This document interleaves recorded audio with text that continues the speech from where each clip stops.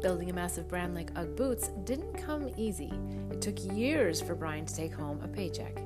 Hear how he lost the company and was able to get it back unexpectedly. So, what were some of the big fears that you had, that you really had to push through, and how did you do that?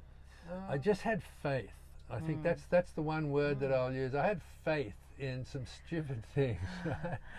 There were, like, as I told you, we kept doubling in sales. Well, I had some very small investors to start, and they didn't have the capacity to put more money in, so I had to buy them out and bring in bigger ones. Okay. I had to buy them out and bring in bigger ones. And there was this one instance where I just brought in 3 new partners from Anaheim, and we were all going to own the company 25% each, but I didn't get my 25% till I finished a little lawsuit, trademark lawsuit.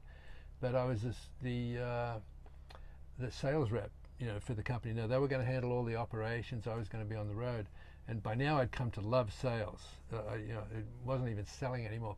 People were so happy to see me. Oh, it's Mr. Ugg, and so I remember going out the very first day after we moved all the inventory to Anaheim, and went into the first retailer in Huntington Beach, and he said, "Hey, Brian, I heard you sold the company." I went, "What?" He said, "Yeah, I called up an order this morning, and they said you don't own the company anymore." I said, "You're kidding me!" And I couldn't wait to get out of there, Because you thought you had 25. Yeah, well, I did have 25, know, and even though I didn't get the stock certificate, I still had 25%. So I drove straight back to San Diego, and I pulled out the contract, and I read it, and I went, "Oh shit, I don't own the company anymore." Wow. And I just crashed. It was really desperate, because my whole ego and being was tied up in being this huge international president of a huge corporation one day. And God, I moped around for like 3 or 4 days. And how did you pull yourself off the well, floor? it was about the 4th night. I think I was watching TV with my wife. She was sitting on the couch, and the TV went off. The show finished. I clicked it off, and I rolled over on my stomach and got on my hands and knees and started crawling to the bedroom. Yeah. And my wife just looked at me and went, "You get up now and walk to bed like a man." And it shocked the heck out of me, and it's like, as I came up off the floor, it was like coming out of a fog, and I thought, oh my God, there's so much more to life than this crappy little sheepskin business, And I slept like a baby, and then the next day, I decided, well, what am I going to do with my life? And I thought, I've come to love sales. This is another goosebump moment. I just figured, I love sales. What can I sell? Damn, UGG boots.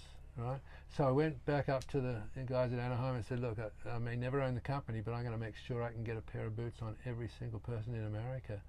And I went on the road, and after the first month I got back, and the guy hands me a check for $5,000, and he says, "That's your commissions." And that was the first money I'd actually really taken from the company. Interesting. And the next month, 10,000, and the next month another 10,000, and that made me realize, I've become quite a philosophical, and there's this theme that I have in my book, which is, your most disappointing disappointments will nearly always become your greatest blessings. And that was a perfect example of just having the rug pulled out from under me. And now I'm on the road having fun with all my surf retailers, playing golf with them and surfing with them, making money. And this happened for 3 or 4 years, And eventually, things transpired where I got 100% of the company back. It's an amazing story, and I think I feel like what the big pearl of wisdom that you just gave about disappointments and seeing things differently, shifting your perspective, shifting your attitude off the floor, walking back to the room, all of those things are so critical and so easy to say in some ways, but more difficult to do when you're actually in these situations. And that's part of why I'm so successful as a speaker. Well, I won't say successful.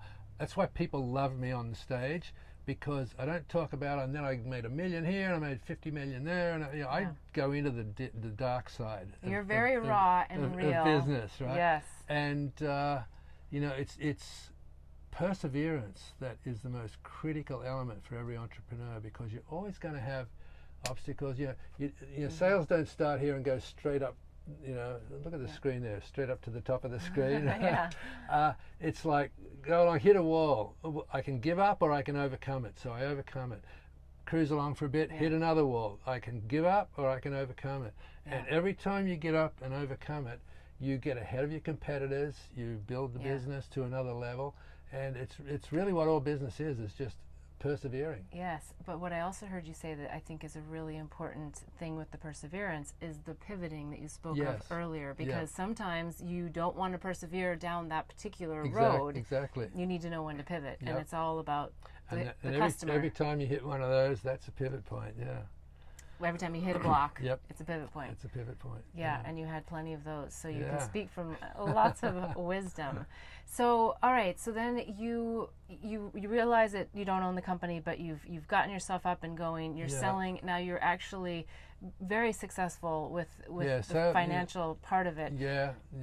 And then through, I don't know, divinity, you end up acquiring the entire I wouldn't company. call it divinity.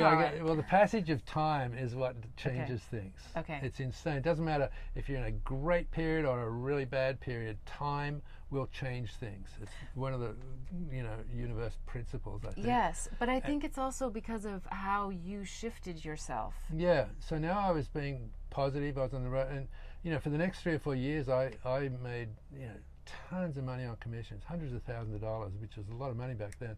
And in the meantime, Neil, one of the owners, bought the other two out. Right. So he owned 100% of it. And he called me up and said, "Hey, Brian, the trademark's finished, lawsuit's finished. Come on in, we'll issue your stock." And he had arranged for the lawyers to come in, and we bought company cars, and we took out life insurance policies on each other. Between the Friday that he said come in and Wednesday when we were supposed to meet, he was at a motocross race racing his motorcycle and had a massive heart attack and never recovered. Wow. And so I ended up helping his widow keep the company alive for the next year, and 9 months later the insurance policy paid out.